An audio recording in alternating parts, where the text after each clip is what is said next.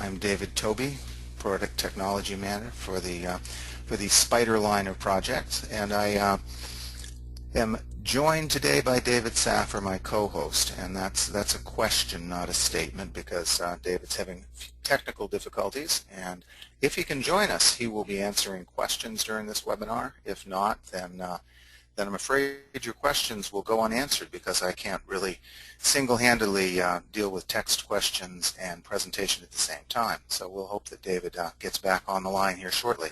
Now, this is a Datacolor webinar, and at the end of the webinar we will have a winner for a Datacolor Spider prize and a third-party prize as well.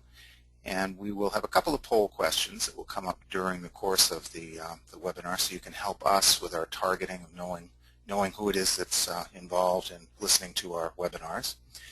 So I'm going to start off now with our phone photography tips and techniques webinar, and I'm going to say, while we may have used the term iPhone in our advertising for this, that this is very much iPhone, Android, most any phone that has a decent camera in it.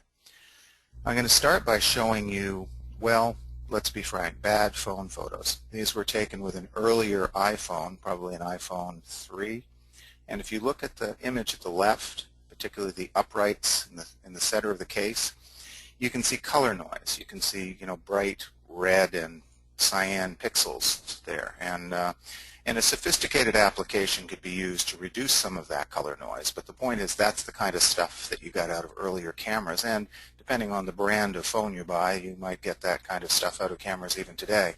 There's also blowout in these images, and there's clogged shadows, and therefore that's one of the reasons that phone photography started off using filters and looks, was because the photos didn't look all that good the way they were. So having some kind of additional filtration, turning them, since they couldn't be great big National Geographic images, if they could be little tone poems, little images with some kind of local impact, that was really about all you could do with the phone early on.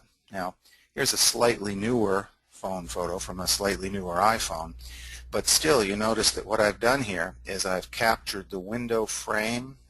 This is the center of a 3-window unit, actually, and this gives it kind of a picture-in-a-frame look, which is a handy way of making it look more like a painting, since it doesn't look quite like a photograph. There's blood in the clouds, and the detail here is not as great as it would be if I'd gotten my DSLR out and shot the same image. So we're looking at the early restrictions, some of which still apply to phone photography, and those restrictions were part of what gave phone photography its flavor and moved it in the direction it's moved in today. So here's another shot, probably taken from the same hotel suite as the last one, and the trick here is that I've shot through a curtain. The first time I shot through a window. Here I'm shooting through a curtain, and the resolution that you're seeing here would not be much greater with a DSLR, because most of the pixels are being used to define meaningless curtain material, and there's just this kind of haze of the actual image content from out behind there. So this gives depth to an image that otherwise might be kind of grainy and unsatisfying, and that's not a bad technique for any type of photography, but it's certainly an excellent choice for low resolution photography. David, I'm back online. Hi, good to hear from you, David. So here we are with a shot. Again, it may have been from that same cameraless vacation with an earlier iPhone. And what we're looking at here is things you can shoot easily. A palm tree not too far away in direct sun, that's a pretty good subject. And a sky gradient, yeah, that's not an unreasonable subject. And the horizon line down below. So you're getting this kind of minimalist, poetic image and processing it right on the phone. By the looks of the edging on here, it was the earlier Photoshop version for the iPhone that this was processed with, and that makes a relatively satisfying image with the limitations of a camera phone. It's not a bad composition for any photograph, but it's something easy that the phones do well. Now here, possibly the same set of palm trees.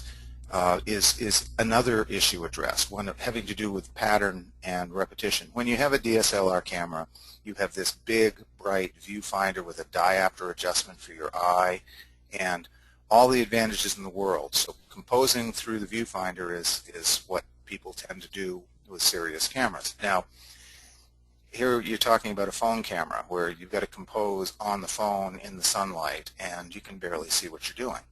So obvious compositions, things that you can pick out with your eye in advance and say, I can make a composition out of that. Ideally, someone with a good eye can frame a photograph up before they ever get their phone out.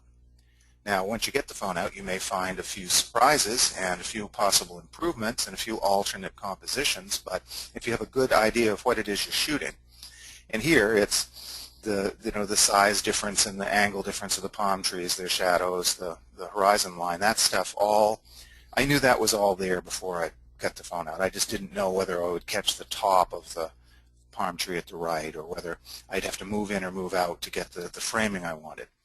Well, actually, it doesn't matter that much that you didn't get the top of that palm tree. Everybody knows it's there, and it creates some tension in the composition that you wouldn't get any other way. So yeah, I kind of like it. Missed the bottom of it as well. So yeah, I'm not saying it's something that I wouldn't have chosen to do, but sometimes, and this goes for DSLR and point and shoot and mirrorless cameras as well, sometimes working with a fixed millimeter lens forces you to be more creative. I'm walking around these days with my 5D Mark III with the 40 millimeter pancake on it many times. I've always had, as my walk-around lens, the 24 to 105, which gives me a huge range. Well, at 40 millimeters, you have to think about what it is you're composing, and you get some different shots because of it. First poll, we'd like to know what you shoot with. Now, we could have gone on and made some other selections here, though there's limitations to how many choices we're allowed. But do not text this into the chat window. Instead, use the poll tool and answer 1, 2, or 3, and we'll try to find out what you're all using for phones. Now, since I'm not seeing the control bar, since I'm running this presentation, David, why don't I let you? Oh, sure. We're over 70% of people are using an iPhone, and about 20% are using Android, and 10% use other. Well, that's probably, if you were to look online at phone photos that are posted, that's probably fairly accurate. There are more Androids out there, but there are more iPhones being used by photographers, and there's more photos being taken with the iPhone, so it does tend to balance that way. So let's move on here. Oop, I guess we can't move on yet. Why?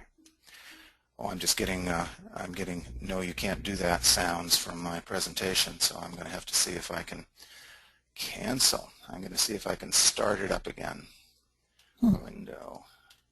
There. Play slideshow. There. Here we go. Now here's an example, again, of what not to do with a phone. This is a panorama, and it was shot simply by holding the phone sideways and shooting. Pretty composition, very grainy image. Now, in newer versions of the iPhone operating system, there's actually a built-in panorama function, which works pretty well. But for any phone, or most any phone, you can certainly get an app, free or affordably, which will allow you to either shoot, or in the case of the iPhone app, simply move your hand side to side and it will do the shooting, and then it will cobble them all together. And my experience with it is that your hand isn't good enough. If you have something as perfect as a horizon line in the image, it won't be quite flat. So it would be clever to do something like to find a railing and put your hand on the railing and sweep it side to side with some control, because otherwise you won't necessarily be satisfied with the degree of perfection you'll get in a horizontal horizon. Other than that, these are pretty good apps, and what they would do is they would eliminate the low resolution and the grain in this kind of panorama. I wanted to add one thing, along with David's suggestion to use a brace or a support, is make sure that the camera is plumb. In other words, don't tilt it forward or back, because when you do that, it distorts the perspective in the photograph. So if you can keep the camera at a 90-degree angle to the ground plane, when you're moving the camera for your pano, it'll do a better job of stitching. Yeah, keeping the horizon level in your image as you move is also a very important thing because it saves a lot of work. Yeah. Here's the opposite thing. This is the vertical crop in David's terms. I call these vertical panos, but the point is that it's all out of one image. So you're taking a low resolution camera and making it lower by cropping this. As long as you don't do an extreme job of that, you can get a pretty reasonable image out of it. And they can be very energetic images. Don't just stick with the ratio that your phone camera gives you because that's what it shoots. You know, crop to a good composition. I wanted to add something to this, is that one of the things that David did with his composition here is very appealing, is that, you know, people talk about don't put the horizon line in the middle. Well, David did just the opposite, which is he pushed this horizon line way down on the photograph. And so, and yet your foreground has some interest in terms of detail. And then you have a second, almost a mid-ground with the clouds behind it and then the sky. And so, in spite of the fact this is a small photograph and the subject is somewhat overpowered by the sky, the composition works really well. Yeah, again, if you think in terms of tone poems and haikus and little things, that's often what is the best stuff to shoot with a camera phone. Now here we go. Here's your third form, your square image or nearly square image. And while square images have come to mean Instagram, unfortunately, this wasn't an Instagram photo, by the way, but it has that Instagram look because it's square. Still, that doesn't mean you should never crop an image square just because it's going to look like it came out of Instagram. But again, this is a tone poem image. I had a professional camera with me when I shot this. Why did I use the iPhone? Because this was a fleeting image. I looked up, I saw it, and I thought if I whip my phone out of my pocket and shoot this before it goes away, I'll get an image. If I try to get into my camera bag, it will go away before I'm done. This is one of my more successful iPhone images. And, you know, it's a very powerful one-point perspective. It's got the black and white of the people and the umbrellas in the middle and the color around it and the eye drawn to the center by the vignetting, the focus drop-off that was added to it. So all of those things make for a successful phone photo. They do not interest those people who think a photo should be sharp from corner to corner and as high a resolution as possible and as literal as possible. This is not literal stuff. So here we're going into a new category, and I'm calling it macros. There are other names for it, but this is basically, you know, the sign for a bar or a little cafe at a swimming pool at some resort. What I've done is turn it into something less and something more than that. It becomes a universal. It's about swimming and about water. I've stolen their graphics and turned them into something, you know, that's not just their sign. And I think it's very important that it's post-cropped. There's an entire style of photography that is, you know, parts of things, and they're very satisfying because, you know, you may laugh, but, you know, I'm thinking this would never work if you had not cropped it this way. Oh yeah, it would be. It only works with this crop. It would be just a cliche, and cropping it like this is like, it makes it, it's fun, it's interesting, you know, it's got everything going for it. And so we'll get to other images that are puzzles as well, and that's part of what this does. So speaking of puzzles, now one of the weaknesses of the phone is that phone cameras don't do well with low light conditions. They don't necessarily do well with great big subject matter. So this is, I'm standing waiting for the elevator, and this is some decorative thing that they're, you know, projecting onto the tile in front of the elevator. Well, this is just made for a phone photo. I mean, it's just perfect for that because it's lit up, so it's bright. You know, you can shoot it from any angle. And again, this is a puzzle. It's two things: one a projection, and the other the texture and the detailing of the tile. And that puzzle just begs you to figure out what this is and what's going on.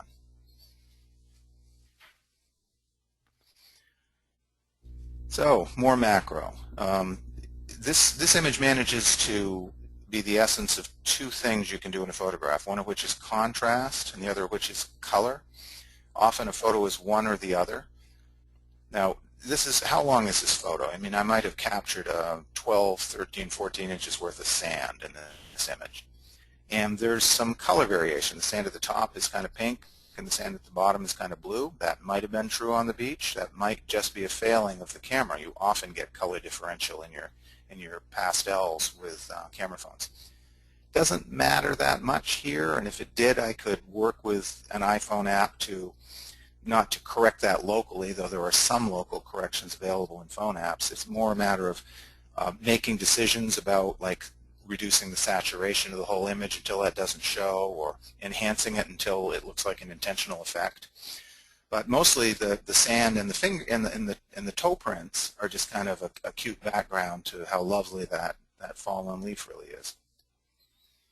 Now you notice also this is a centered image, and one of the things that people most often do with an iPhone is take something pretty, put it in the middle, push the button. If you're going to do that, you ought to do it well, because it gets done a lot. Well, the thing that saved that one was having the footprint underneath it, which sort of balanced it off to the lower right. Yeah, well, tell me what you think of this one then, David. I like this photo. It's suffering a little bit from the limited dynamic range of the phone. There's not a lot of detail in the highlight areas. They're kind of buttery yellow. But you've still got the main point of interest, which is the center of the flower, right on your rule of thirds intersection. So the photograph works that way. It's not really centered. Yeah, and it by setting the flower low, taking it in an angle, all of that kind of goes against the traditional, flower in the middle of the frame. And of course, there was an application used. I'm sure there's some degree of blur in the background, but there's been a heck of a lot added. In fact, by doing this in Snapseed, where you actually can draw the shape of the oval that you want to use as a mask and how wide the transition zone is, I actually intentionally blurred the edges of this flower all the way around just a little bit and consistently.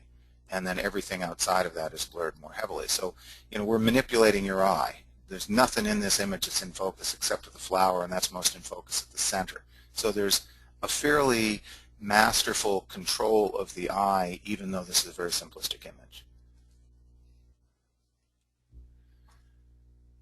Now, not as great a shot as the last one, but this is just an example of the kind of thing you find yourself doing with a phone. Every time you walk by an interesting motorcycle, an interesting car, an old car, little macros, little shots that say something. In this case, it's saying something about tail fins and the classic lettering of Bel Air, Chevy Bel Air cars. Gearheads love these photos. If you've got a friend who's into engines and cars, this is what you send them for a birthday card. I mean, that's really what iPhone photos just excel at, is becoming holiday cards and greeting cards. Now, let's get into the hardware here. Lenses are the big thing we hear about with phone photography. This is a shot through an 8x telephoto lens for the iPhone. The components are plastic. The quality is not high. This guy would have been some little dot in the distance if I just pulled out a phone and shot him. But you'll notice that there's a lot of distortion towards the edges. That was not added. That's actually there because that's the quality of photo that you get out of these lenses. So while the extension lenses for the iPhone really haven't matured, there are a couple as far up as 2x that are glass quality components and that can bring you in a little. They won't bring you in this far. And here we have the other extreme. Now, this is done with a brand of lens called Olloclip, and they make clips for the different iPhones.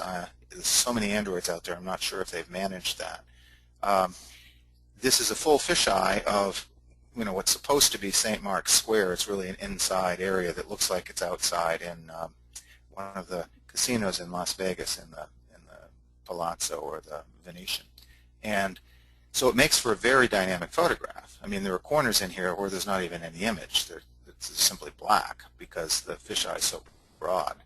But this is the same type of lens that's used for less wide angle and then for some micro, extreme close-up things, because there's multiple lens capabilities on that lens. And the Olloclip lenses now have a 2x extension, as well as being, most of their stuff is making the image wider instead of making it longer. So this is possibly my favorite of the lenses.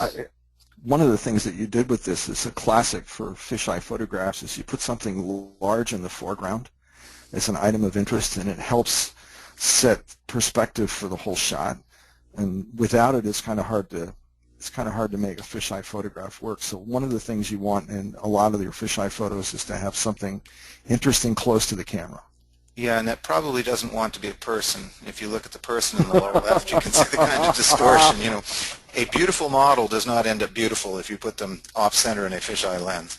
It would be interesting, though. It could be interesting. And the other thing that's very apparent in this photo is the flare that you get from the lenses of camera phones when you have light sources directly in the field. In this case, it's small and it adds to the character of the image. In many cases, it does not. And we'll see an image later where one component of the image is my hand blocking out the light sources that would otherwise ruin the image.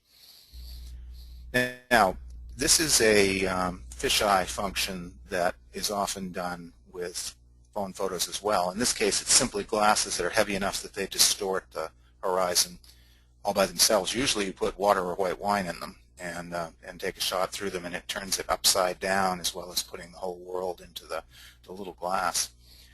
This is just something, and many phone photos have to do with the photographer's eye. You see things. Like there's a photograph. Well, you know, it's way too early in the morning to be up, and I'm, you know, in Atlanta in a hotel room, and therefore I'm up that early, and so I see this, so I shoot it. Now, did I have a real camera with me? Yes. Did I bother to get it out for this shot? Nah.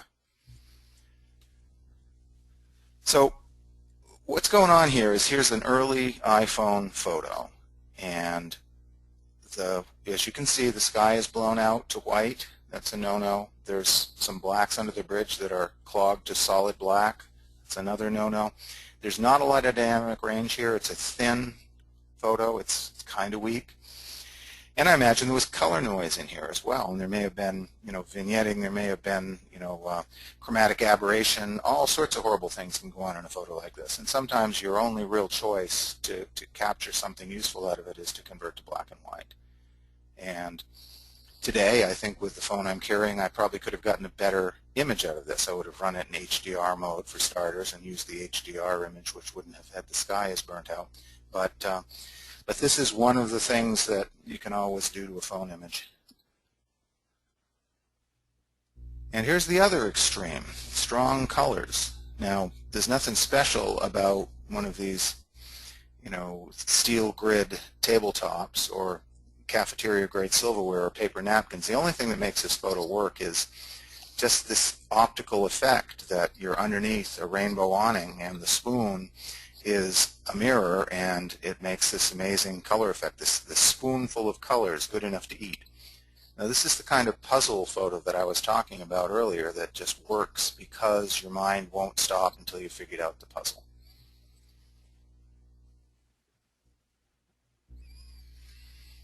Well, the last shot was a little humorous. This one has pretty much no reason for existence other than humor. You know, so however you're going to look at this, whether you're not going to be able to grow anything in those flower boxes this year now that those cats know they're there, or, you know, what is this, catnip? You know, the various angles you could take on this, but just the fact that they're in the same position, laying there, making the same face at me, makes this just an amusing image. And it's been cropped because there's nothing else in this image that mattered to the content. Yeah, the cat on the left doesn't quite fit either. Yeah. He's a little cramped. Yeah, he saw his buddy doing this, and he said, if you can fit in there, I can too. Ouch. Yeah, and the crop really keeps your eye and your thinking on the real subject of the photo. If you had simply gone with a normal aspect ratio, I think it would be a much weaker image. Well, the eye would bounce all around. Here, basically, you can only go back and forth. So this is a ping pong game. Yellow cat, gray cat, yellow cat, gray cat. Your eye just bounces back and forth between them. So that's part of why the image is strong and works well. Now, here we go. Here's the original sensor ratio on this image. And there are two factors in here. One is leaves, and the other is cobblestones. And what has been done here is use selective focus, which is so frequently a tool used in phone photos. But the center of the selective focus was set not at the middle of the image, but at the middle of the cobblestone pattern. The result of this is your eye is drawn and drawn to the right, and then it circles or spirals around to the soft left, and it keeps coming back to the section of the image which is sharper. So there's a tension set up by the intentionally off-center nature of the center of focus.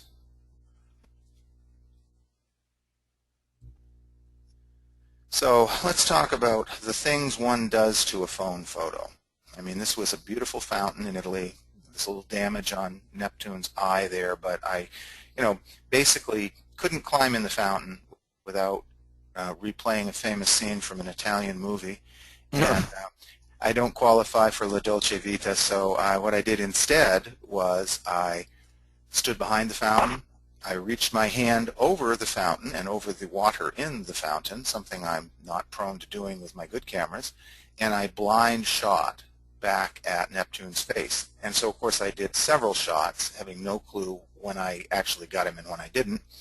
And of course, I'm trying for a little bit of an angle because I know there's no chance I'm going to get it straight. So here was the one I picked when I'm done. And what did I do with it? Well, the color was not of interest. So I turned it into this kind of historic, sepia, and it's got a little tension in it because it's a yellower sepia, which is, a little disturbing. Well, this is a disturbing subject matter. I thought that was good, and then I put, a texture on it with the phone app. Now, I probably overdid the texture. I mean, all of these were as first edited. If I went back and did this again today, I would probably say, from my knowledge that I've gained in the intervening years, if the texture looks good on the iPhone, it's probably too heavy. Back it off. Here, given the content, I don't think it works too badly, but there's definitely too much of that artificial texture added into this image. I'd push back a little bit on that, David. This is one of my favorites that you've done. Oh, thank you. So, same trip, same camera, and this is using that 8x extension lens. I watched 20 people shoot out this window, and none of them got the photo that their eye saw because none of them had an extension lens.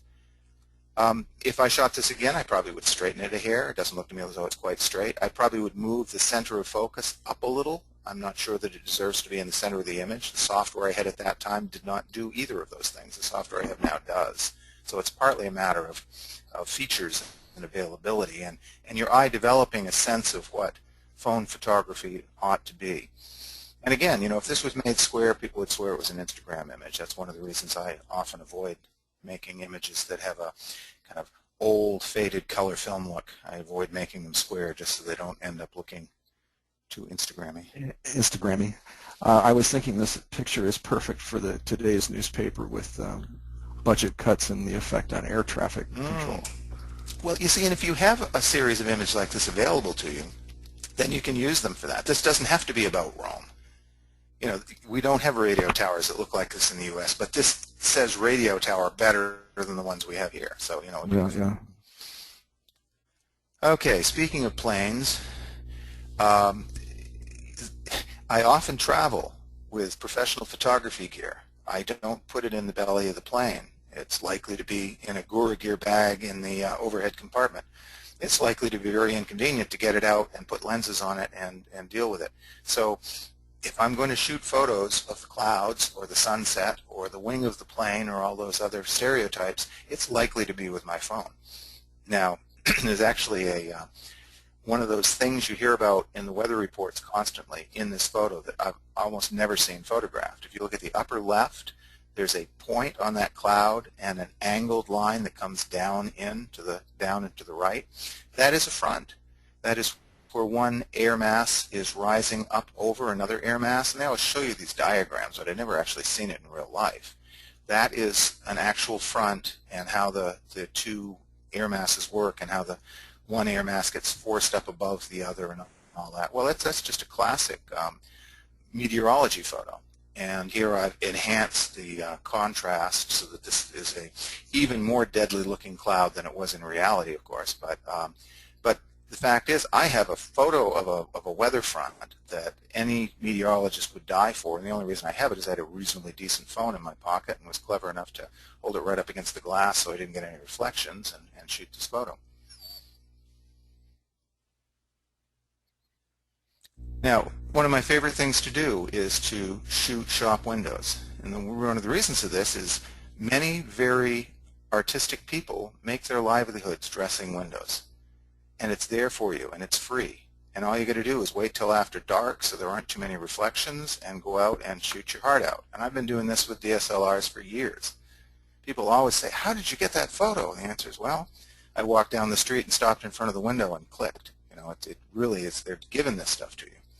And what's even better with an iPhone, because you don't even have to have your camera with you, just any shop window that stops you dead on the street, you can usually manage to get a pretty decent shot of. And you know, there's something to say about the composition of this again. It seems to be something that you do pretty naturally, is that you've really cropped tight to the subject of interest. So it's right on the edges, and if you had left a margin, for example, I think it would be a much less energetic composition. I also like the balance between the ball that the dragon is holding and the dragon's mouth, and so they're right near the edges of the image, and yet they balance each other perfectly. So it's really well done. Well, the idea is one can do good photography with a cheap camera. Yeah, exactly. And that doesn't make you less of a photographer, though it may make the image that you end up with less usable. You know, there's certain things you can use these images for, others that they just will never do. Now here's another example. This is an abstract. Now somebody spent a lot of time setting up all this cut paper and doing the lighting and putting the crumpled paper in behind to make the cone around the light source, and I didn't have to do any of that. I just stopped in the mall window and shot this. Now, what do you do with an abstract like this? The universal rule for abstracts is you don't know what you do with it until you do it. But if you sell stock photos, this is the kind of stuff that graphic designers buy. They have much more use for this than they do for your perfectly formed and finished photos. Okay, we got to address the crooked thing sooner or later because we're talking phone photos. Here it works, and the reason it works is this is a very abstract image, and it has very little realistic content, and it's very distorted to begin with, and you're clearly looking up, and up doesn't necessarily have a direction the way out does. So doing this at an angle works very nicely. Now, the reason I did it at an angle is I'm standing in a parking lot in Las Vegas, and there's light poles and various distractions, and I'm trying to get a frame full of trees that doesn't have any of those things in it. And knowing that you can get away with this angled effect with the iPhone, I shot this particular frame. I have no recollection of how many other frames I might have shot, but this is the one I ended up processing. And it's processed fairly similarly to that one of Neptune and the fountain in Italy. Blown out highlights on purpose, this slightly eerie yellow tint going back into browns and purples, and you know, clogged shadows, blown highlights, all the things you don't do in a real photo, but that you kind of automatically get in an iPhoto. And then, of course, a layer of texture on over to disguise a lot of that. So this is kind of your classic phone photo. Love it or hate it. Some people have strong feelings about these one way or the other. But it is a tone poem. It's a little bitty haiku of an image that's about a small number of things very emphatically instead of being about a lot of things. Yeah, and there's one other lesson. Can you go back for a second? I think I can. There's one other lesson here, which is that, you know, go with what you have, and you can make something out of it if you accept that the image has strengths and weaknesses, and work with the strengths and compensate for the weaknesses and make something out of it. It doesn't necessarily have to be, particularly with a small camera like this, it's almost never going to be perfect. But what David has done here is taken the silhouette effect and leveraged it into something that's pleasing. So keep that in mind, is that it's a different universe almost, and you have to be willing to experiment and then work with the experiment later on. I swear you just said if life gives you lemons. I did, but it was much more windbaggy. going to step away from the computer while you do the poll. I'll be right back. All right. Well, we'll see if I can do the poll without you. We want to know what you're going to use, what you're using for image editing, and the options we're listing is Photoshop Touch, which has been around for a year or so on the iPad, but is new on the iPhone and Android. Snapseed, which has been the leader for last couple of years on the iPhone and now has an Android version, and Instagram, which is not on anybody's phone. It's actually programmatic, and you got to buy into their whole system in order to use it. And of course, other multiple will be interesting. So I can't see your results, but on the other hand, I don't think I can move forward until I've dropped out. So I'm going to look. 10% touch. Now, considering it was only out for a couple of weeks, that's pretty impressive. 35% Snapseed, not unsurprising. 1% Instagram, I'm surprised it's that low. I'm glad I have not insulted a large number of Instagram users, because there aren't a large number here. And then over half of you using other or multiple programs, and multiple is really the only way to go here anyways. So I'm going to go back into here and see if I can manage to start this up again. Voila. So we'll get into the multiple app thing in a little while. A couple other issues to look at are, and David named this one classic focus gradients. I had some other name on it, but a phone does not use universal depth of field. You had a longer name on it. Yeah, one that didn't fit in one line. The fact is, if you're doing something close enough, you can get this focus gradient to show up. If you're doing something 5 feet away, then it's going to focus on 5 feet plus infinity, and you'll get everything in the image will be more or less sharp. So if you want this effect, you're going to do it fairly close. And it's a pleasing effect. And again, as David pointed out, I've tight cropped this. You want it to be a little bit of a puzzle. You need it to say Coca-Cola, but it would probably be boring if it had every corner of every letter out of Coca-Cola. So there's two things going on. One is the perspective, and the other is the focus drop-off. And then there's the tight crop. And of course, the texture of the border I put on kind of goes with the texture of the image. So, there's very, very few elements you're playing with here. And the answer is either you get this tone poem out of it, or you get a boring or tacky or trite phone photo out of it. And believe me, I do plenty of both those things. I just don't show you the tacky ones. Now, I'm going to tell a tale on Mr. Saffir here. The first time I showed him this photograph, he assumed it was taken with a DSLR. The detail was shocking. Yeah. Well, is that, and this, of course, I have shot this barn. This is my test image. This barn's a mile away from my home, and it's got more detail and dynamic range than any camera can handle.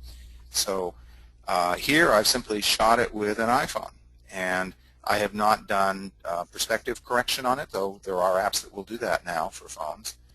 And I've applied a pleasing effect to it, but the point is, this is a pretty darn good architectural photo. This is not lacking a whole lot as long as you don't try to print it 3 feet wide. And it kind of shows that it is possible to do the difficult big things with a phone if you can get close enough to them. That's the other factor. Now, here's what you're more likely to do for architectural shots with a phone. This looks much more phone-ish. This one here looks architectural. This one looks phone-ish. And you've got the uncorrected perspective. I've filled in, I am an architect, and we're big on the addition of foliage into our rendering. So here I've got the tree covering a good part of what the church doesn't cover, and just this little bit of sky. So there's two very sophisticated things going on here. One is the church has been turned sepia. No question, that's a color effect. So the church and the tree work that way, and yet the sky's still blue. Well, what has happened here is I wanted to, if you'll pardon the slightly irreverent tone of this, I wanted to put God up above the steeple there. And the way to do that is to take the HDR version that the phone shot, so it has more detail in there, and then enhance that with localized contrast correction and enhancement. And I've ran this through 2 or 3 generations of that to really, really bring out an entire tonal range in that sky, very dramatic, and leave enough blue in there so that it kind of conflicts with the sepia tone of the rest of the image. So I'm forever publishing iPhone photos, and Dan Burkholder, who's one of the world's leading iPhone photographers, on rare occasion throws me a crumb and likes one of my iPhone photos. So when I publish this one, I immediately put his name on it because I thought it might be the one day out of the year that I publish a more dramatic iPhone photo than he does. I'm not sure I managed it, but at least he acknowledged me. So this is much more likely what you're going to shoot with the phone for architectural shots. In other words, the quirky ones, the funny ones. This is a very sophisticated photograph. It's sophisticated enough that after I shot it, I said, wow, I really actually have to get a real camera out of the camera bag and try that again, because that might actually be a real photo. But what's going on here is a series of puzzles and jokes. I mean, this is a hedge with a gate in it, and the house is back behind that with windows that look out into a little yard with the hedge showing. So, but it's been flattened in 2 dimensions till it looks like that's the wall of the house. And there's just the 3 basic or 4 basic colors in here: the house, the roof, the sky, the hedge. So there's kind of a controlled palette, bright colors, kind of screams Palm Beach at you if you know that genre. And then there's this other thing going on, which is what really stopped me and made me take this photo, which is the shadow of the palm tree. The thing that makes this Palm Beach isn't in the photo, and yet there it is. It's always there. And you can't take a picture that doesn't have a palm tree involved somehow in Palm Beach. So in that sense, this is a very trendy, cute, quirky photo, but nevertheless, I think it has some validity as a photograph.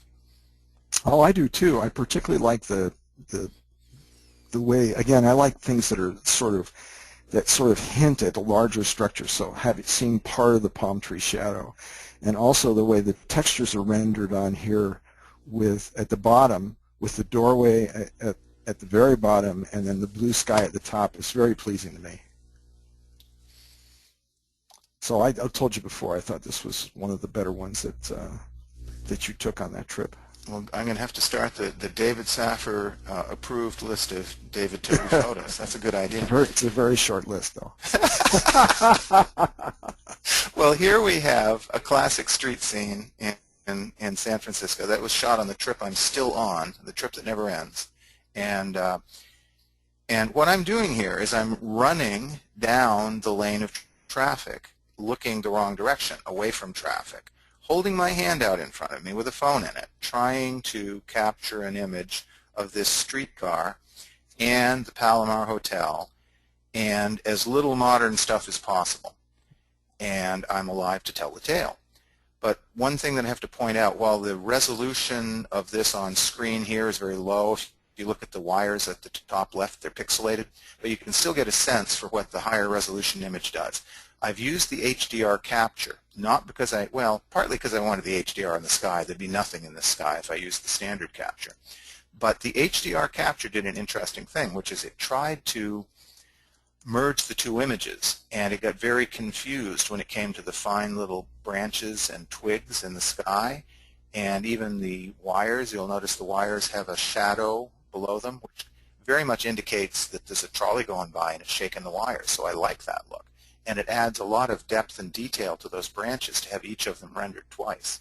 So the failure of the camera to correctly merge those components actually increases my pleasure in the image. So it did fine on all the other components. The detail? Say again, David? Just add on to what you're saying. Unfortunately, David, you're a big mass on the left of the car. I'm afraid that your bit depth has dropped down to illegibility again, so I'm going to keep talking and apologize for overriding you. Yeah, I mean, the colors have been muted in this, so it has that old effect without using an actual, corny old effect filter. I just desaturated the image. And, there's been enhancement to the contrast to make it a little punchier and various things done without actually using a let's make it look like a faded photo filter. And then, of course, there's been a border added on, which is just traditionally I put a border on every phone photo. That way I can tell which ones are which. And mostly I post phone photos to Facebook, and I don't post my professional photos to Facebook, or if I do, it's in an album. It's not directly to Facebook. So, this is a successful street scene done with an iPhone, but that's typically not the kind of street you shoot with an iPhone. What you typically shoot is, rather than grand, larger scale things, is little things. Like, this is a landscape instead of a streetscape, but I'm not trying to capture, the Cascade Mountains in all their glory. This is the chaise lounge in the backyard. And again, I'm going to say haiku or tone poem because those things refer to something very small. It says that one little thing very well and very emotionally. Fall has come. You're not going to be sitting in the chaise lounge anymore. It's covered with wet leaves. You might as well just wipe it off and put it away.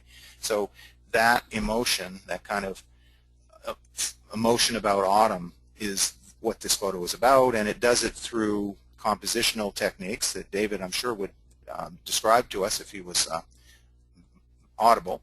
The fact that this is fuzzed at the edges with a blurring filter keeps your eye in the middle. The fact that the lounge is at an angle and there's that tree up above, of several frames. This was one that had the best composition. And it tells this little story very well. It reminds me of the movie Lost in Translation, that Bill Murray movie. It's a movie about a very, very little thing, about being off your time cycle in a foreign country and making friends based on speaking English and being up in the middle of the night, and that those things are very small, but they could have a very, very big impact on your life. Well, that's how I feel about this type of photograph. This is a very little gem of a photograph. It's not huge, but it doesn't have to be. I like Emily Dickinson's poems much better than I like Walt Whitman's, and they're just little tone poems. Your turn, David. Oh, I hate both these. I hate both these pictures. No, I'm kidding. I like the side by side of the different textures and patterns in these. Can you hear me okay this time? Yeah, you're fine. I don't know what the story is. And actually, I think the nice ensemble. And really, all I would say is that look for this. David doing a lot when he shoots is being tight, looking smaller, just he's looking at the bigger scene. And the picture police will not come to your house if you start playing like this, and you frequently will discover environments within environment be down another level, something that people would never notice that you can make into a wonderful photograph. So that's the lesson here, I think. Yeah, I don't know where that green paint came from. Maybe they were marking where some line went through or something. But when I saw that splash of green on the gold with the hoarfrost, I said, wow, that's an abstract expressionist canvas. The other one's my driveway, what that looks like in the winter. But the relationship of the two, as Dave says, is stronger than either of the images alone. These are images about, macros of the street in the wintertime in Maine. I would never have known what the one on the right was. Yeah, that's the turning radius of a Prius is what that is. Now, this one fits perfectly with that theme. Happens to be shot in Princeton, New Jersey, but talk about an image with very little in it. This entire image is made of two things, pavement and white paint. And yet, here we go. Here, you want to know what I think the poem is here? This is about, take paradise, put up a parking lot. Nature is not missing, is not absent from this image. It has been eradicated, but it is not absent because right there in that white stripe, look at that oak leaf that was once there and no longer is.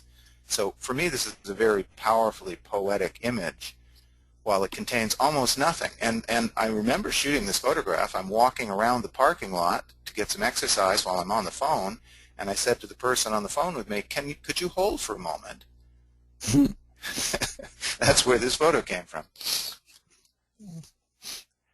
Now, here we go with abstracts. One of these is mine. One of these is David's, but I remember it clearly because I stood under that same chandelier. I was there. That's a chandelier in Las Vegas. And I'm sure if you look into each of those balls that both David and I are in there along with a couple of other people. But this is the kind of stuff, look up, look down. And the question I always ask myself is, can you photograph that? And David's answer was, yeah, if I hold my iPhone up over my head and push the button, I bet I can. Now, the second one And I've intentionally, out of the series, used this one because you can tell what it is just a bit at the bottom. Most of them are completely abstract. This is a stainless steel panel in an elevator. Now I'm standing in the elevator being bored, waiting for it to go up, and I look and this is what I see. And it's the carpet on the floor being distorted by the bow in the panel. And so I asked that question, can I capture that? Will it look the same on a camera as it does to my eye? And the answer was, yeah, it did. And so I ended up with this photo, and I like this one because it has, my shadow kind of shows in the middle at the bottom. You can see the texture of the actual carpet at the bottom. And then it turns into this incredible abstract motion blur. When I put this on Facebook, I think I said, anybody know what this is? And I put up the one that didn't have the bottom part, and people were guessing, you're moving your camera side to side in front of a bouquet of flowers or whatever. And the answer was no, the camera's still. It was entirely the stainless steel panel that was doing the distortion. So here I'm just pointing out that detail is something that phone photos do well, and you can capture a lot of emotion in detail if you shoot old objects or natural objects, the little things at the beach that you find on the beach. I shot a cork. I'm in wine country in California, and I shot a driftwood cork the other day as a close-up because it was just hilarious. There are so many corks around here that end up in the ocean. They end up getting eaten by worms and rounded out like driftwood and end up on the beach.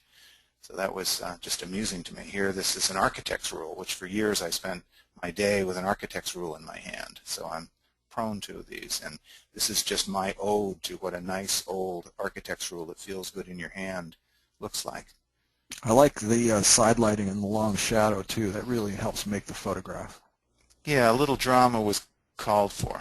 I think that's actually sitting on a drafting table with a drafting light aiming at it. I think that whole thing was done in situ.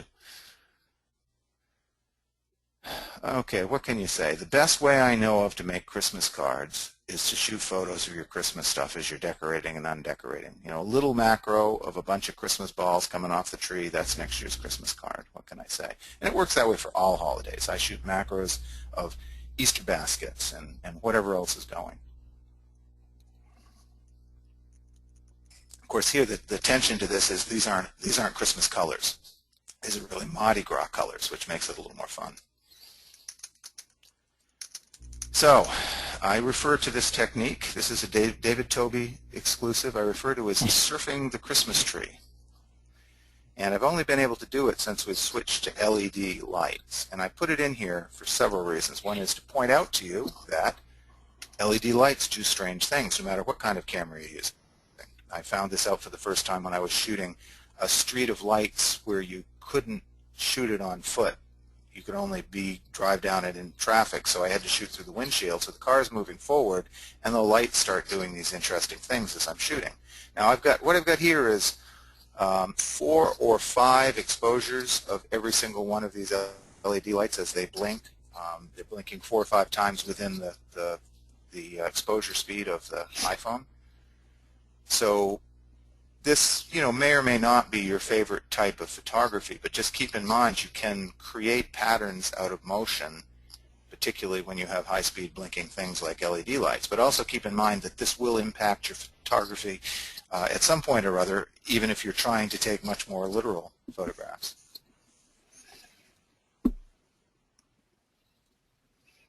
So black backgrounds are very satisfying in photos. Unfortunately, phones are bad at low light, and so you have to recognize that if you want to shoot things in the dark, that you've got to have some light source to do it. Now, any of you who know Sean Dugan, the co-author of Photoshop masking, compositing, and now a Datacolor, friend with vision expert, these coffee cups are mine and his. I'm sitting in an Italian restaurant with him, trying to lure him into joining the Friends with Vision team. Just bought him dinner, and this is our coffee after dinner. And the thing I enjoyed most about this photo was they brought the coffee cups, little espresso cups, they set them down. I pulled my iPhone out of my pocket, and Sean Dugan said, "Oh, I should have seen that." So to wrap up here, let's look at these 2 images. Now, I've been talking a lot about intent, artistic intent, and poetry here. The image at the left is taken and processed through an app I know by heart. That's Nick's Snapseed, which is now a free app for both iPhone and Android. And you can buy versions for the desktop if you want to do this to your full-size photos, which, by the way, I actually do.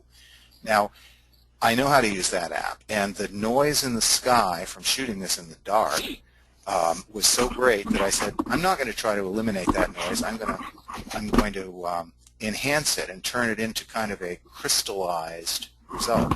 And I was able to do that.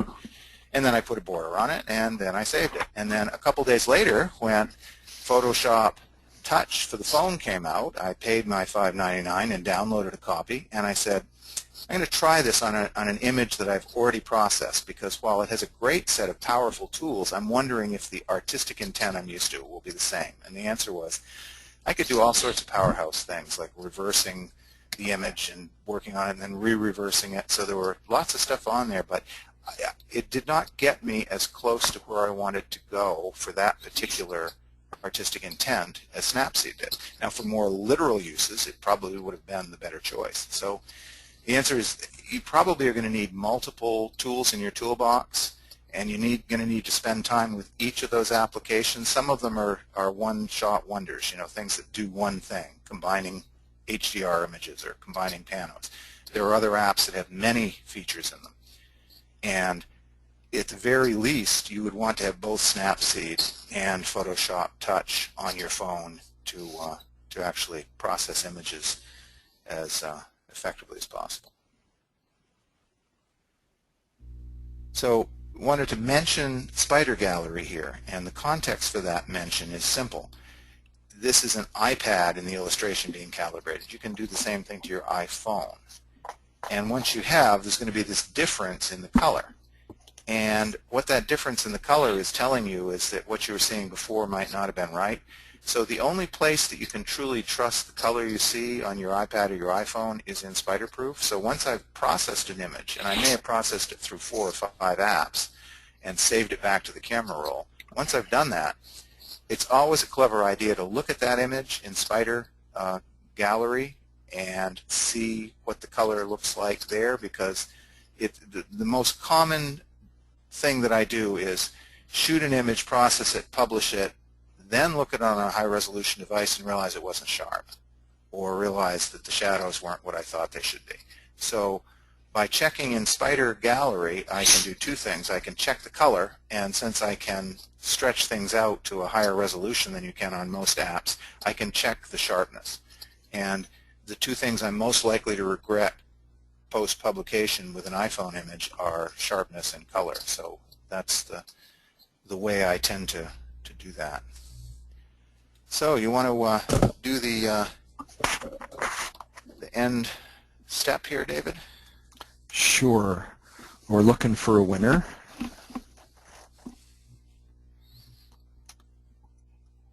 I'm just waiting for Patty to pass it through. While I'm waiting for that, I'll mention a few other things. Okay, here's the winner of... Now, Patty, is this for both products or just for one? I'll wait for the answer. I wanted to thank everybody for attending the webinar. As you probably know, the webinars are held twice a month. We do one like this and one that's more technical and more advanced every month. Thank Datacolor for its sponsorship, www.datacolor.com. And the attendee who won both the Spider 4 Pro and the Clip device is Kathy McCall. Kathy, you will get an email from Patty following the webinar asking you for your shipping address and some other details. I'm David Saffir. I'm a photographer and fine art printmaker. I live in Southern California.